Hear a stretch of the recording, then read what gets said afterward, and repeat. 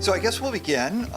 Welcome, everyone. I'm Rusty Russell. I'm Executive Director of the Merrimack River Watershed Council. I'm here with John McCone, who is our Communications and Development maven. If you haven't signed up, please do so. I'd like to welcome Karen Cirillo, who's on the City Council, and if there are any other City Council. Oh, I'm sorry. Welcome. Oh. You should be careful. You'll be elected to the City Council if you keep waving like that. The topic for tonight is, and also I want to welcome Mark Young, who is Director of the wastewater treatment system, the regional wastewater treatment system that is based here in Lowell on Duck Island. Welcome, Mark. And drinking water, yes, very important point. The topic tonight is sewage and sewage overflows. Some of you may have been following this issue in the news. It's become a sort of hot issue, especially in the lower parts of the Merrimack. I'm going to talk a little tonight about sort of what it involves, and the idea is for this to, theoretically be a public forum. So one, if I talk too much, you can just shut me up and we can have a conversation. Two, I have about 56 slides here, and I'm not going to show them all because they're repetitive and boring, but I'll show you enough that I hope will give you an idea of what we think is going on, talk about some solutions, and then, certainly be answering questions, but hopefully also have a conversation. You probably have some questions about, what the deal is with sewage in the Merrimack, and why wasn't this cleaned up when the Clean Water Act was enacted back in 1972? And the quick answer is because it's a big project and a really big deal. But we feel we should be moving forward, and we're hoping to build up some momentum. So combined sewer over, we've done public forums already in Newburyport. About 150 people were there, and also in Andover we had about an audience of 50 or 60. Sorry the audience is not bigger, but we love to come around and talk, so hopefully we can do this more than once. This is what I'm going to talk about. I'm not going to don't read this. This is part of the printed version of this slideshow, and we have it on our website, but it kind of summarizes the basic points that I'm going to make. There are 6 sewage treatment systems on the Merrimack River or on its tributaries that have something called combined sewer overflows. It basically dump sewage into the river whenever we have a rainstorm really of any magnitude at all. It doesn't have to be a flood type rainstorm, but anywhere from a sudden to a heavy rainstorm. The CSOs, or combined sewer overflows, we call them, and I'm going to probably call them as CSOs, so you all know what I'm talking about. And I'll show you a slide that sort of illustrates how this happens. Amount to hundreds of millions of gallons collectively over the course of a year. We think that this year, which has been particularly rainy, the total could reach above 700 million gallons. It appears to be going there. There are some data issues that we have so that we don't entirely know what's going on in the system, and won't know until in the first month or second month of the year. The other thing you should know is that roughly 600,000 people, the number goes up and down, get their daily drinking water from the Merrimack. And Mark Young, who's here tonight, runs the drinking water system in Lowell, and the city of Lowell gets its drinking water from the Merrimack, as does the city of Lawrence, as does the city of Methuen, as does the town of Tewksbury, as well as towns of Andover and North Reading. So, and there are plans to expand the use of the river for drinking water up into New Hampshire. The city of Nashua gets some of its drinking water some of the time from the Merrimack. So that issue's on the table too. The other thing you need to know is exposure to raw sewage, like if you fall in, but also, if you pet a dog that has been swimming in the river, or, are kayaking, come in contact with the water after a rainstorm, and that could be anywhere from 2 to 3 days after a rainstorm. If you're downstream from a sewage treatment plant that has combined sewer overflows, you could be in some trouble. Sewage contains bacteria of the kind that make us very sick, and I won't go into a whole lot of detail there, but most people do not like to swim in sewage. As I've taken a poll, in fact, nobody said they did so far. But if anybody does, I'd love to add you to the list of pros. First point is the river is a lot cleaner today than it was 50 or 60 years ago. I mean, how many of you remember what the Merrimack or any of its tributaries or any river in Massachusetts looked like in the 1960s? It was polluted, and some rivers smelled bad. Some rivers you'd have to get a tennis shot if you fell in. And some rivers, this is the Nashua, which is a tributary of the Merrimack, had dye factories on them, and they were delightfully colorful different times of the day depending on what was being dyed. I grew up in a town that had a paper mill making actually toilet paper, and somehow they dyed the toilet paper. Some days the stream was green, some days it was purple, some days it was white. It was very colorful. The only problem is it also smelled bad. Well, we've come a long way since then. There's no doubt about it. But the river is not clean, and I'll talk about that in a second.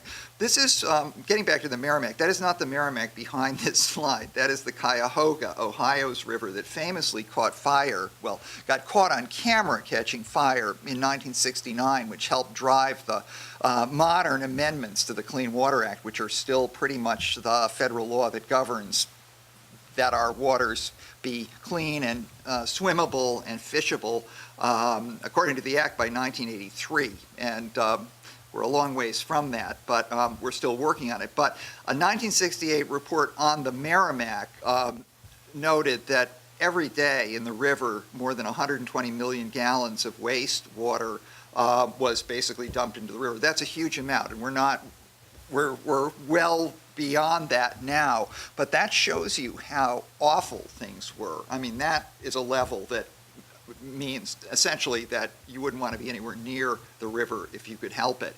The Merrimack didn't catch fire, but it probably could have. The Cuyahoga, by the way, had been catching fire for years. It just happened to have been caught on TV at the right time, at a time when the whole country was very, very concerned about the environment, and this became big news. We've been around for a while, not since 1968, but since 1976.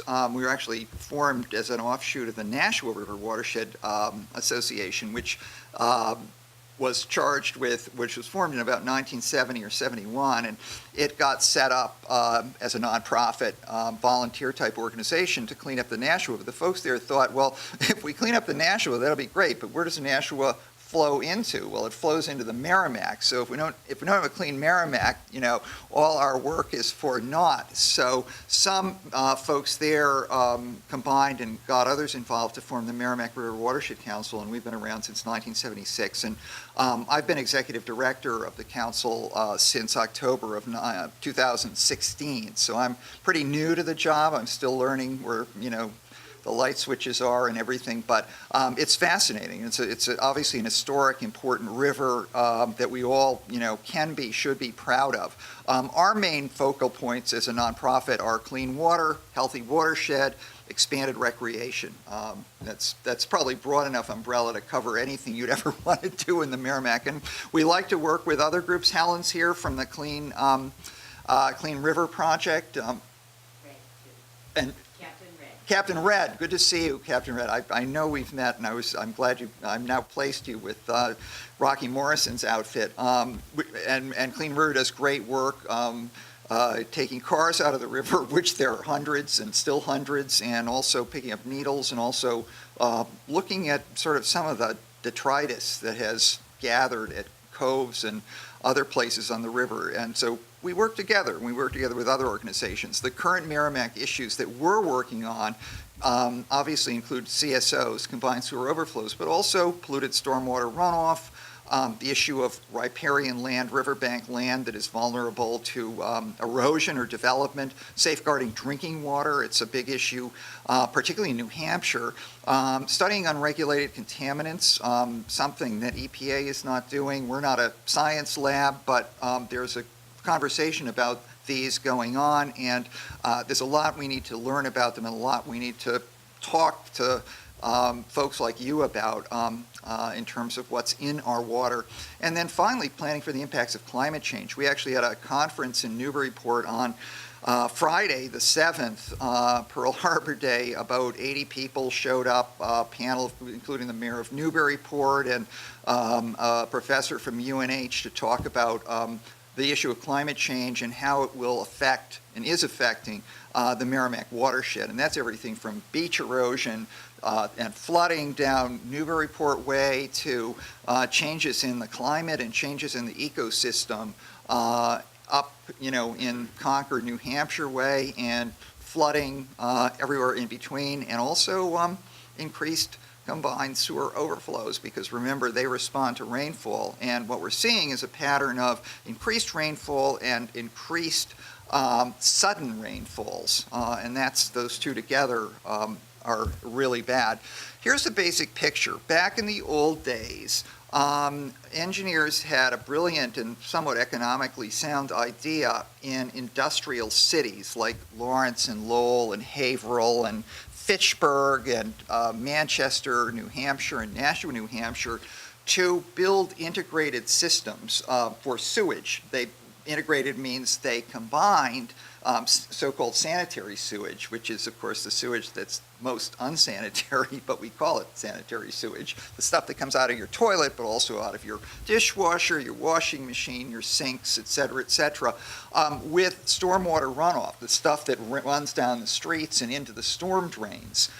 In most places these days, those are separated, and sewage, sanitary sewage, goes to the sewage treatment plant, and the stormwater goes directly into a nearby water body, untreated. And that's a separate problem, which we can talk about later. But in the integrated system, everything went to the sewage treatment plant, except for this fact. When these integrated systems were built back in the 1850s or so, there was no sewage treatment plant. In fact, sewage treatment plants are largely a function of major federal subsidization brought about by the 1972 amendments to the Clean Water Act. Probably $150 billion in today's, in yesterday's dollars, much more today, was put into building a sewage infrastructure in this country. And sewage treatment plants like the one that Mark runs and the one that serves Lawrence, the greater Lawrence Sanitary District, the one that serves Haverhill,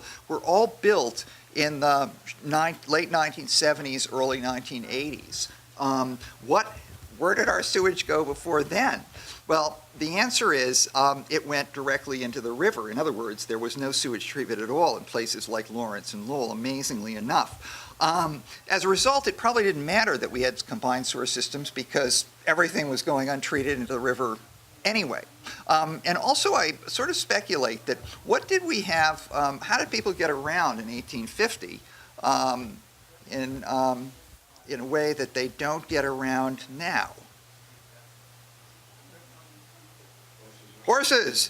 Yeah, the streets were filled with horses and horse manure. And so you had, and that would be part of the stormwater runoff issue. So you had sort of a pollution issue coming from both ends of the system. That probably made more sense. But as cities grew, and as demands on the sewage system grew, as development grew, as stormwater increased, because there was more basically paved surfaces that were flowing into the sewage system, and as rainfall increased and as sudden rainstorms increased, has been going on through the 20th century and is going to increase through the 21st, all predictions suggest, we suddenly had a problem, because with a sewage treatment plant at the end of the pipeline, it wasn't sufficient to sort of say, well, when it rains, we're going to, the amount of discharge through the pipeline might suddenly double. Sewage treatment plants were not built to receive spikes like that. Mainly, they could have been, but it would have been a hugely inefficient, expensive task. You'd have to build a huge plant that largely would not be used except during peak periods when you had this huge rainstorm.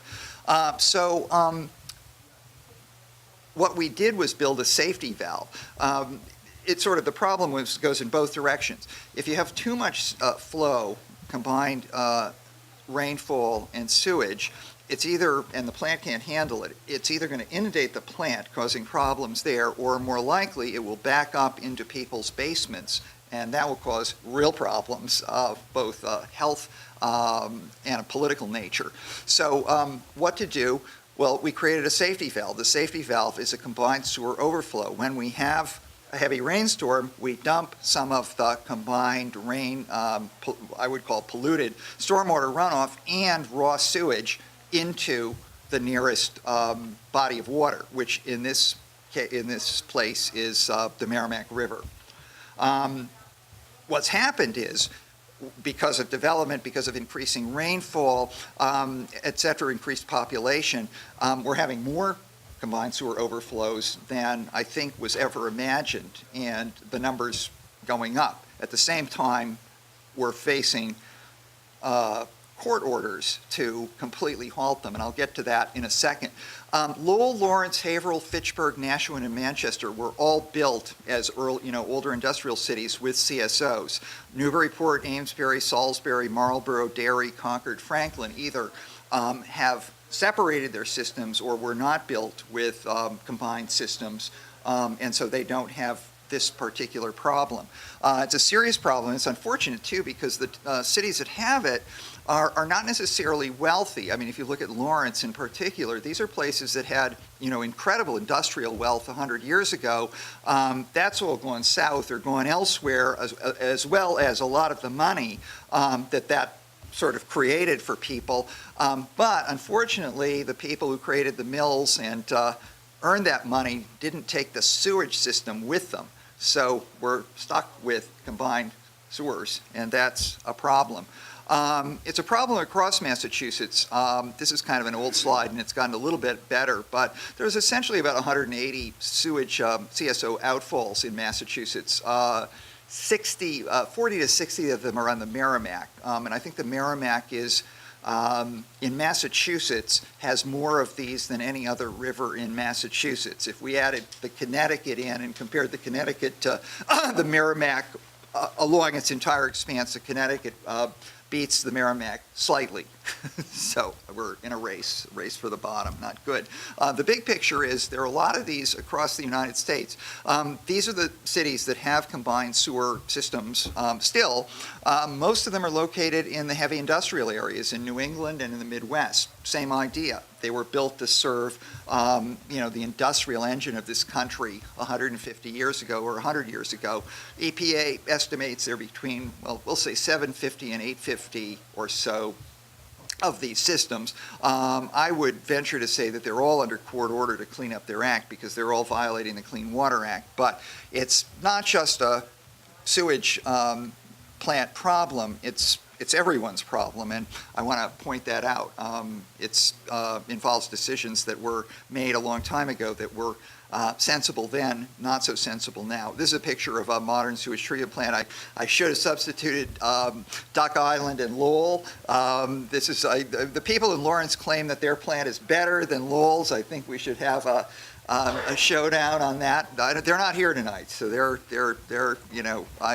not going to defend them. The treatment plant in Lawrence actually serves Lawrence as well as 5 other communities, and the same is true of Lowell. Lowell serves 4 other towns, including Lowell, but Lowell provides most of the business. This is an example of a CSO. This is like right outside our office in Lawrence, where we are. You may have read in the paper, I feel a little embarrassed to say this, but our own building is apparently, this is not a combined sewer overflow, it's just a sewer pipe from our building has apparently been dumping sewage into the Merrimack for 6 years or more. It's now under state order to clean up its act, but things are going slowly, and so I'm actually, I have to confess, I've been directly contributing with all the coffee I've been drinking so that I can stay awake all day and all evening, have been contributing to the problem, and so there you go. But I don't know. So basically, this is what a sewer outlet looks like. In the old days, this is Alan Hazen, who was a very esteemed engineer 120 years ago. He wrote the famous book, Clean Water and How to Get It, read by water engineers at the time. And basically, this says it all. The waterworks man, they were almost all men, must and rightly should, so it's not just, it was also a moral imperative, accept a certain amount of sewage pollution in river water and make the best of it. Well, we've come a long way from the solution to pollution is dilution. It helps a little bit, but you can get sick from E. coli bacteria and the associated bacteria from a relatively small amount of bacteria. So dilution isn't necessarily a solution. Two, the dictum of the Clean Water Act amendments of 1972, America's waters must be fishable and swimmable by 1983. And that hasn't exactly happened, but we've come, as I say, a long way. So it's a little different way of looking at things. This is what the whole system looks like in the Merrimack. And I don't know if you can see this entirely. The little droplets are cities that get all or part of their water from the Merrimack, and I've sort of told you which ones those are. And then the cities with red dots, and the red dots are combined sewer systems, and I've located the plant there and sort of one of the CSOs. But essentially, you can see that we take water out of the river above sewage treatment plants. Now, I want to make this clear. I'm not saying the water is not drinkable. It certainly is drinkable. We all drink it, and it's very carefully tested. But at minimum, the fact that we're taking our drinking water out of essentially semi-polluted waters means we have to pay more attention to and put more money into the process of making sure that water is clean. At minimum. So, and I don't think Mark would disagree with that. And, it really means we have to be more vigilant than, say, the folks who run a reservoir system that is quite pristine. It's not generally known, but the Merrimack is the second largest drinking water source in New England. And, question, what's the first largest? Anyone have an idea? Quabbin, yeah, and Quabbin was built as a pristine reservoir. In fact, it's so clean that there was a federal lawsuit about 10 or 15 years ago where EPA argued that the state had to filter the water that was coming out of Quabbin, and the state of Massachusetts argued that they didn't because the water was clean enough already. It didn't have to be filtered, and that it could be kept clean by maintaining the land in sort of a non-developed state around the reservoir, and the state won. And saved itself a couple of $1 billion, but it's that clean. So, I mean, every system isn't that clean, but there's a big difference. This is the Merrimack. I'm just going to scoot through this. You understand the idea of a watershed is like a basin where the water flows down ultimately to the river, and the river flows out to the sea. The Merrimack's about 125 miles long. Interestingly enough, about 3/4 of the Merrimack watershed in terms of land area is in New Hampshire, whereas probably 2/3 of the population of the watershed is in Massachusetts. I will argue that in order to address the CSO problem effectively, we're going to need to work together with New Hampshire.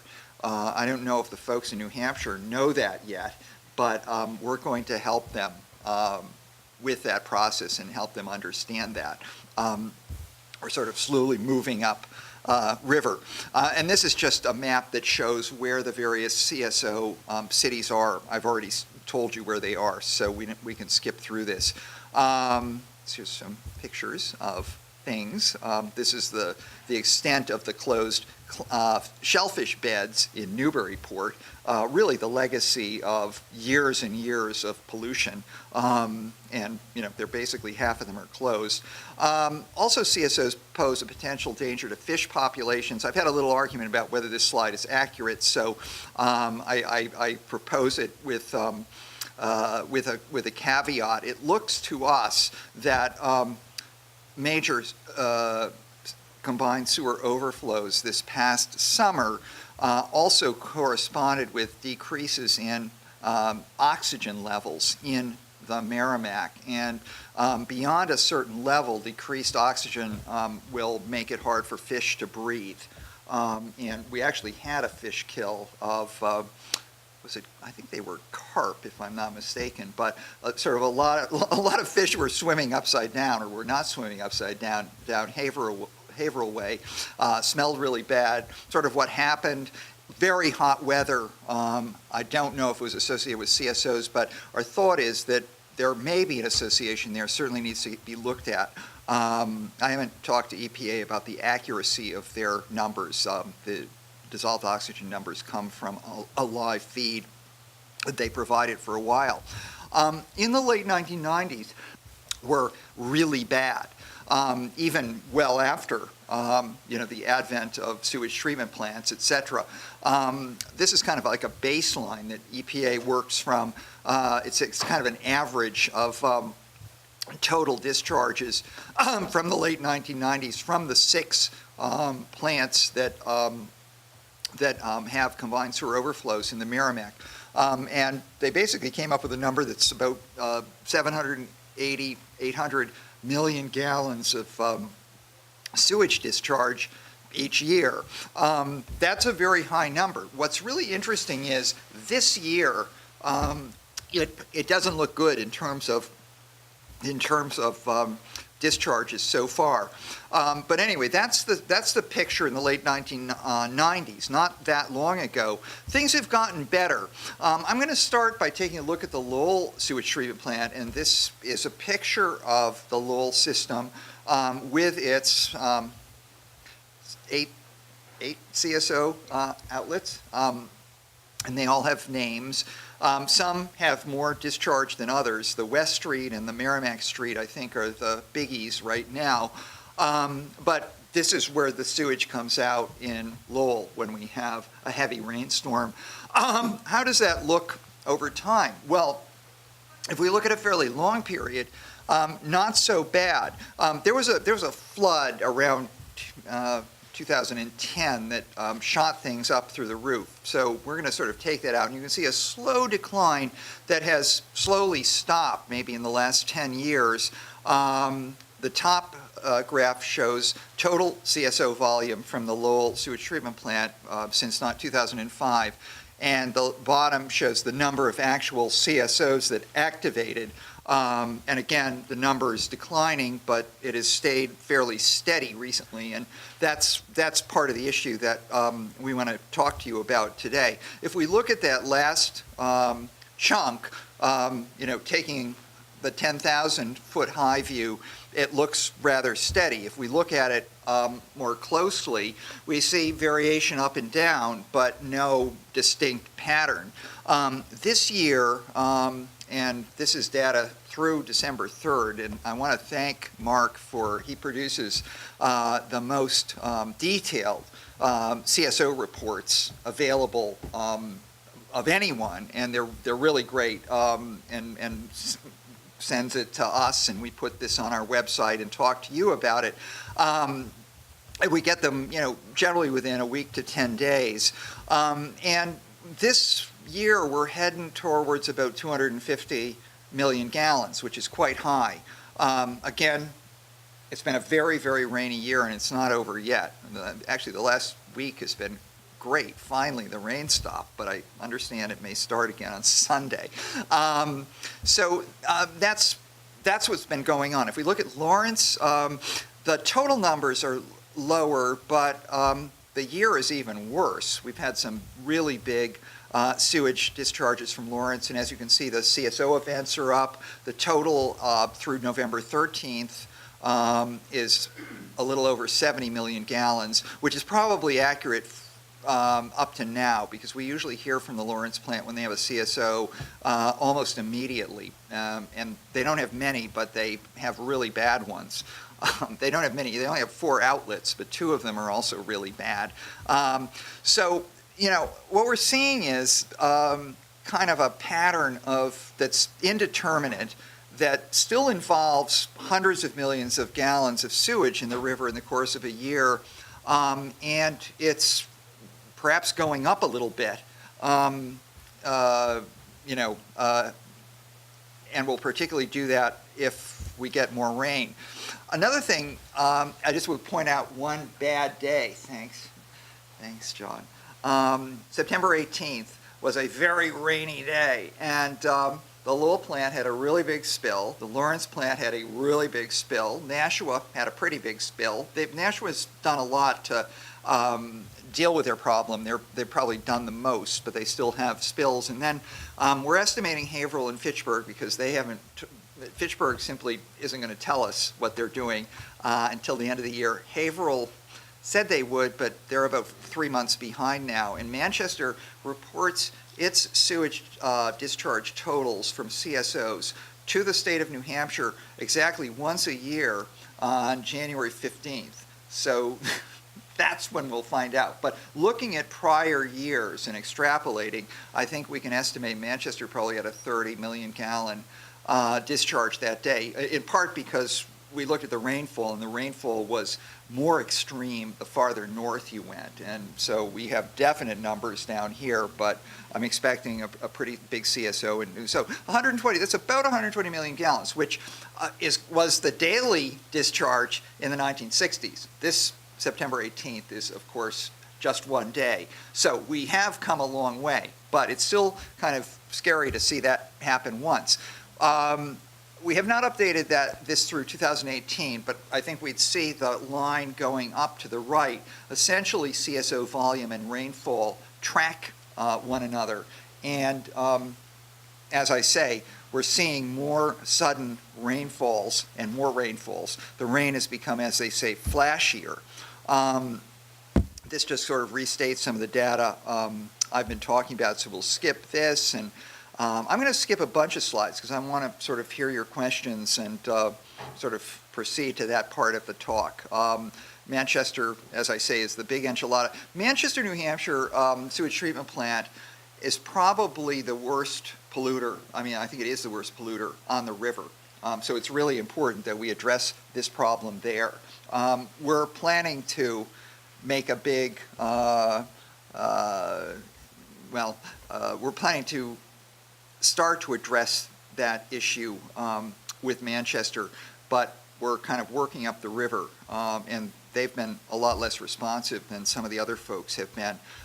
Haverhill has smaller discharges, but lots of discharge points, and again, you see an indeterminate trend, possibly upwards here.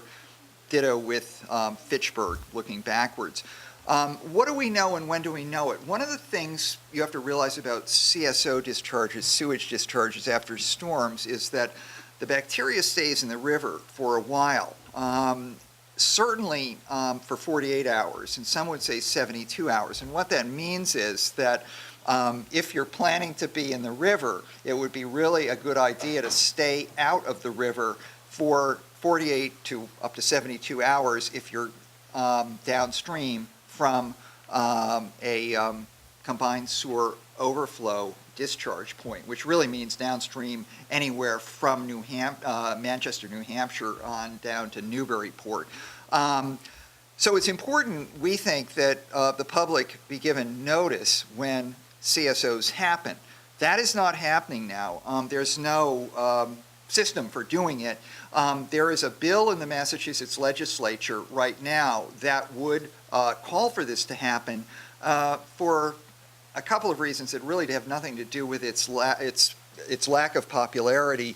The bill will probably not be acted on this year. There's a chance it will, but it probably won't be. It will surely be refiled, and it would basically require public notice via the web and via other means, basically for anyone, any member of the public, whenever there's a CSO in Massachusetts. Now, because this is Massachusetts legislation, it will not affect New Hampshire.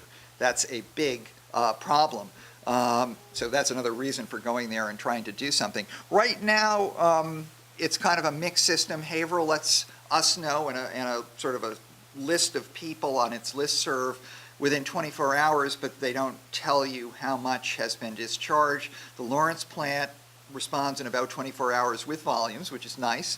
Lowell takes 7 to 10 days with volumes, but it has very, very complete reports. Plus, for the last month, we have actually been receiving a note in real time stating that you have an overflow, which is really great. It doesn't say amounts, but it's the kind of thing that could tell the public, hey, not a good time to be, body surfing, in Lawrence. Fitchburg basically doesn't do this at all, and Manchester, as I say, that's a January 15th reporter for anybody who happens to be out body surfing on January 15th, although they probably don't have CSOs then. The other part of this issue, and it's a really important part, is what's going on with the Clean Water Act and with those court orders I mentioned. And the answer is that most of these plants have made significant investment in attempting to deal with combined sewer overflows. But in our view, the process has slowed down significantly in recent years, and in some cases appears to have ground to a halt. And now's, our point is, our contention is, now's a bad time to sort of halt the whole process, because we're actually seeing an uptick in the amount of sewage that's being dumped into the river. So we're trying to kind of get that process going again. There are, legitimate points about this is a process that really requires some funding from sources other than the cities, and we agree with that. We don't agree that the process should simply stop until we wait for the federal government to hand us all $20 million or $100 million, because that seems unlikely to happen. But it's something to take into mind. I mean, there are some big, and for example, the Greater Lawrence Sanitary District has a goal by 2021 of having only of reducing its CSO discharges from 4.6 a year to 4.2 a year. Well, if you recall in the slide I showed you, this year they've had 31 discharges. So, I mean, I don't know whether they were ever at that 4.6 baseline, but they're quite far from 4.2. So, perhaps there's something they could do in the meantime. And we're having conversations with Lowell. We're meeting with the folks from Lowell actually after the first of the year to talk about how we can move forward. And Manchester's a bit of a cipher, so those are kind of the big four. All are under court order, but as I say, it's a process that seems to have slowed to a halt. It's an expensive process. I do want to add, we're talking $50 million, $100 million, perhaps $150 million for the next phase. That cannot be done in a year, especially by a city like Lawrence. So we have to pace ourselves, and I want to be very clear, we're not arguing that somehow cities have to come up with that kind of money, but we think that there are means of moving forward on this. In terms of the future, what does it hold? Well, as I say, recent scientific reports looking at climate change, like the Climate Science Special Report just released by the federal government, pretty much definitively predicts that annual rainfall is going to increase maybe another 15% in the Northeast over the next 100 years. And it's going to be consistent. And with that, it's not just going to be consistently more rain, but it's going to be consistently flashier rain, which means more sudden rainstorms, which again, very bad for CSOs, among other things, very bad for erosion. They're very, very bad for all the, if you have a slow rain, it's a little easier to react to. If you have a sudden rain, there are problems. So these are just some charts, and I won't go into detail, but this is part of from the federal report that show this. And as you can see, the area in dark blue is pretty much always the northeast part of the country. And this looks at sort of different ways of measuring increases in precipitation. This is just a quote from the report. And so this is like a report with hundreds of scientists and climate scientists and others behind it. The recent dominant trend in precipitation throughout the Northeast has been towards increases in rainfall intensity, with recent increases in intensity exceeding those in other regions in the contiguous United States. Further increases in rainfall intensity are expected. That's kind of boring scientific language, but in the world of scientific language, that's pretty tough talk. When scientists don't want to tell you something, they couch their terms in far more ambiguous ways than that. And they're expressing a fairly high level of confidence that that will be true. What is the bottom line? Well, we don't exactly know. We're hoping to do that. We can participate in some level of research, but the one scientific peer-reviewed study done of CSO and health impacts was, interestingly enough, partly done in the Lawrence area. And what it found, and this is preliminary, and you know, we all know that correlation doesn't necessarily prove causation, but what it found was that looking at periods of time when there was very heavy rain and the 8 days following, emergency room admissions in Lawrence area hospitals for gastrointestinal complaints, the kind of thing you get if you drink sewage, increased by a statistically significant number. And the study was conducted by statisticians, health scientists, some folks from EPA. It's not the end-all and be-all, and I wish more work were being done, but it's kind of amazing that the one scientific study that actually addresses this was partly done here. So just to mention that. So that's a little bit more ammunition. And then finally, just looking at one incident, Greater Lawrence Sanitary District on August 12th this year had another big sewage overflow. It technically lasted 4.25 hours, but the folks at the plant said it wasn't really discharging that whole time. It only discharged some of the time, and so if you did this exercise with less time, you'd find it was more benign. Well, I did it that way, and when I found out it was actually worse, that when you look at the spike, it happens during 3.25 hours, and compare it to the river flow at the time through the gate at the Concord River in Lowell, and then sort of look at the ratio between the amount of sewage that came into the river during that time and the amount of flow that went through the gate. And then we compare it as though we were talking about the amount of sewage that would fit in an Olympic-sized swimming pool, if the Olympic-sized swimming pool represented the flow of the river. How much sewage would actually be corrupting that water in that swimming pool? And the answer is not much. An Olympic-sized swimming pool is nearly 1 million gallons in size, and the sewage would only be a little over 26,000 gallons, or about 500, a little fewer than 555-gallon drums of sewage. So, you know, my question is, that's not much. You'd probably want to swim in that pool, right? Yeah. It's, right. Yeah. This is. See, I'm taking. No, this is clean water, and it's from Lowell. And it's been certified by Mark. Yes, it is very good. So one of the questions is, if you were training to be an Olympic swimmer and get a gold medal, how many barrels, 55-gallon drums, would it take before you refused to work out in that pool? Somebody said it when I was talking in Newburyport. They said 1. I don't know about that. Here's some text. I'm going to zoom through this. Just sort of as an aside, the 6 sewage treatment plants that have combined sewer overflows are not the only sewage treatment plants on in the Merrimack River watershed. There are 46 of them, although these are the biggies.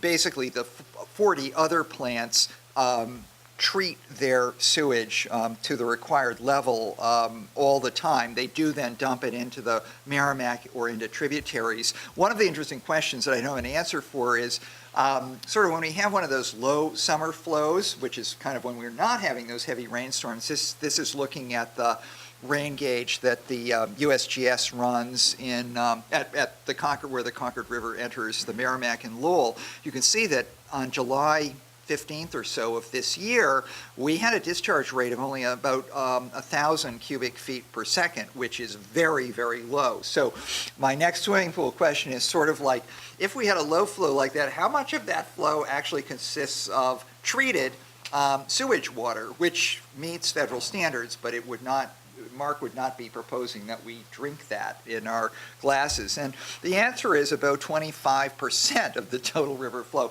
You know, this is sort of back of the envelope, and I'm sure we could argue a bit about the details, but that's interesting. But it's not the subject of today's talk, so I just want to push that aside and say, what do we do with this problem. There are others involving sewage that I'm not getting into at the moment. Well, we're suggesting sort of a range of things, including real-time public reporting of CSO events, preferably with at least estimates of how much sewage is involved, corrected later. The real-time public notice bill in Massachusetts, and as I say, we really need one in New Hampshire. More water testing. This is going to sound really weird, but the Army Corps of Engineers is in the process of a multi-stage 10-year assessment of the Merrimack River. And I was reading they came out with a report about the quality of the river water. The report came out a year ago in August. And it turned out, the Corps found that the water quality in the river was quite good. And it is quite good. You can swim in the Merrimack some days of the year. But they didn't look at CSOs. And in fact, they sort of said that. They said, well, there's CSOs happening. They're a problem, but we didn't really test for them. So I don't know what that. So we'd like to see some more rational testing being done. So we sort of test when we think there might be a problem, and then decide whether there is one. Working together with EPA, obviously, more complete data flow. Some of the numbers that I've given you, as you saw, are estimates because we simply don't have them. And that, when we're talking about, basically raw sewage going to the Merrimack, is really not acceptable. We have to bring New Hampshire into the process, and we're planning to do that. Don't tell anyone up there yet, because we want to surprise them. And are you from New Hampshire? Yes. Oh, good. Uh-oh.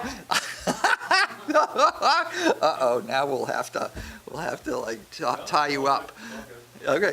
And then also, and this is important, and Mark may have some more to say about it, really want to seek some funding, and it's probably got to be federal funding. Now, a lot of you know that one of the things that was discussed after the last election was having a major infrastructure initiative in this country, because there are a lot of things that are breaking. They're old. I mean, those great sewage treatment plants that were new in 1976 aren't so new anymore. The American Society of Engineers, I think I'm probably getting its name wrong, but sort of the official Association of Engineers estimates that, we're looking at $1 trillion+ investment when we include things like highways, water systems, sewage treatment plants. This would be part of that. Well, it didn't happen, but, if you wanted to propose legislation that would create jobs, good jobs, that would solve real problems that we have, even though it involves the dreaded word infrastructure that nobody likes to talk about, this would be a good way to go. And some of us think that this is going to happen probably sooner rather than later, because this would represent an area where there could be, I think, political compromise. So the point is that now's the time to talk to Congress people like Lori Trahan, newly elected Congresswoman from the Lowell area, to help educate them about what is a CSO and why is it important to fix these plants and to provide funding for them, because we're talking about big bucks. And then finally, more health studies. I mean, we really, the one that was done by the group that I mentioned in Lawrence was just a beginning. We really need to have more information about the risk, and we don't. But we do know that raw sewage is being dumped into the river at, in the millions of gallons a year. And to some extent, for policy making, that's all we need to know in order to take initial steps forward. So that's kind of the end of my little spiel here. I love this picture. I took this actually when I was meeting with Mark. This is the Lowell Sewage Treatment Plant, but with lovely cloud pattern over its, is this your primary settling tank? Primary clarifiers. Yeah, clarifiers. Yeah, it's very clear, so it's good. Be an advocate, show up, participate in the political system, absolutely essential. Feel free to join this small but feisty band known as the Merrimack River Watershed Council. We love our new members, and thank you all for showing up tonight, being here, asking such interesting questions and probing questions. We will try to keep you posted as we go forward and learn more things. So this is just step one. So thanks, everyone. Thank you, Counselor.